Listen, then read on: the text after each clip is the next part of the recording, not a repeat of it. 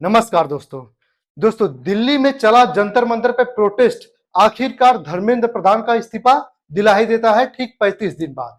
ठीक है दोस्तों, ये बात तो बहुत अच्छी बात है कि धर्मेंद्र प्रधान का इस्तीफा हो जाता है। क्यों मैं ऐसा बोल रहा हूँ?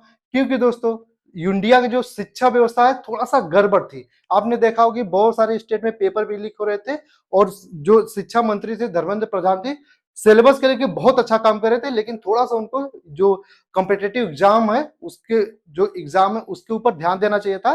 क्योंकि ये बच्चों का एग्जाम है, बहुत सारे लोग मेहनत भी करते हैं और लास्ट में एक साल मेहनत करके कोई बंदा जाता है, पेपर लीक हो जाता है तो पूरी मेहनत बर्बाद हो जाती है। उसे रीस्टार्ट करना पड़ता है, इसकी किसका कितना पैसा सब कुछ बर्बाद होता है। बहुत सारा अच्छा काम हुआ और लास्ट में धर्मेंद्र प्रधान जी 35 दिन बाद इस्तीफा दे देते हैं। लेकिन उसके बाद दोस्तों किसे बनाया जाता है आपको पता है? शिक्षा मंत्री प्रहलाद जोशी के बारे में, मतलब प्रहलाद जोशी को बनाया जाता है। अब आप जाने आपको जान के आश्चर्य होगा कि प्रहलाद जोशी आखिर है कौन, क्यों उन्हें बनाया गया।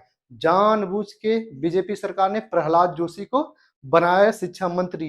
ये मैं दोस्तों बहुत ही दावे के साथ कह रहा हूं, शिक्षा मंत्री कोई और होता, अगर जो स्टूडेंट सही से प्रदर्शन मतलब सही से वहां पे प्रोटेस्ट करते, सब कुछ करते, केवल मतलब जो नीट के छात्र है वो जाते या इंडिया में जो भी छात्र है वो जाते, वहां पे हर तरीके के लोग गए थे। आपने देखा होगा कि जो पढ़ाई से लेना देना नहीं वो भी गए थे।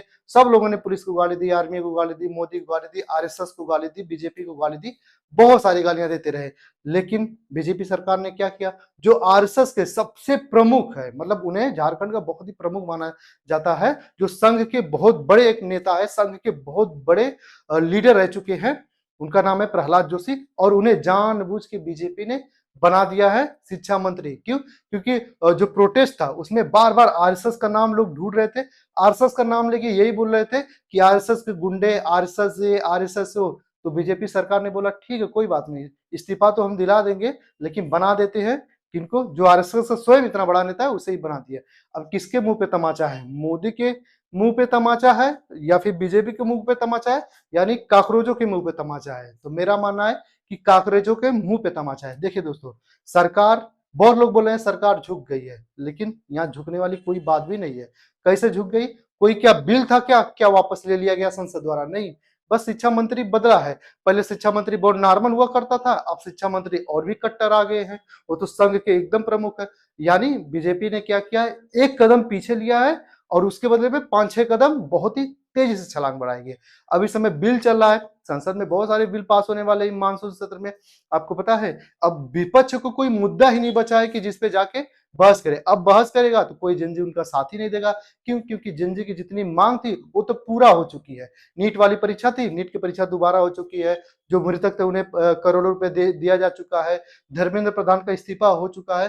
तो अब जो अपोजिशन में जितने भी लीडर हैं, चाहे अखिलेश यादव जी हो, चाहे राहुल गांधी जी हो, कांग्रेस हो, कोई भी, बहुत सारे पार्टियां हैं, अब किस चीज का विरोध करेंगी? कैसे जेएनयू को अब जुटा पाएंगी एक में? क्या जो सीजीआई यानी कांग्रेस जनता पार्टी नीट पेपर को लेके इतना ज्यादा प्रदर्शन की है, क्या एक पॉलिटिकल मुद्दे पे प्रदर्शन करेगी? कभी करने वाली नहीं है, कभी जिंदगी में नहीं करेगी, ये जान लीजिए। क्यों? क्योंकि सब लोग यही समझेंगे ना, तो ये छात्रों की आवाज बुलंद करने के लिए, बताने के लिए सीजीआई का गठन हुआ है, मतलब उसमें किया है। लेकिन मान लीजिए कल को कांग्रेस किसी मुद्दे से एकदम नाराज है बीजेपी के और उसमें सीजीआई एकदम उतर जाती है, तो सब लोग जान जाएंगे यार ये तो पॉलिटिकल पॉलिटिकल खेल रहा है, ये तो बच्चों की बात है ही नहीं, ये तो बच्चों से बना है, अब राजनीतिक में स्वयं जा रहा है। तो कोई भी सपोर्ट इसका करने वाला है नहीं, यानी खुद कुल्हाड़ी मार लिए हैं बहुत ही अच्छे से। फिलहाल वैसे तो धर्मेंद्र प्रधान का इस्तीफा तो दे दिए हैं, देख सकते हैं कि धर्मेंद्र प्रधान बहुत खुशी खुशी जा रहे हैं।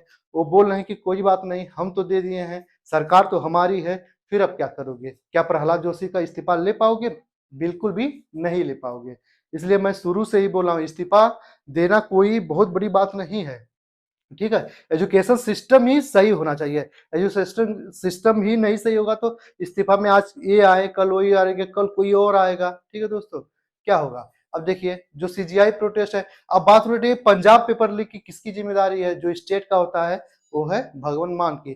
तो क्या आम आदमी पार्टी भगवंत मान को इस्तीफा दिलाएगी? अब देखना ये है, बहुत इंटरेस्टिंग होने वाला है दोस्तों आगे चल के। अब सीजीआई बहुत बुरी तरह फंसने वाली है। फिलहाल वो इस बार से कैसे निकलेगी, अगला उसका कदम क्या होगा, अब किस चीज पे प्रोटेस्ट करेगी?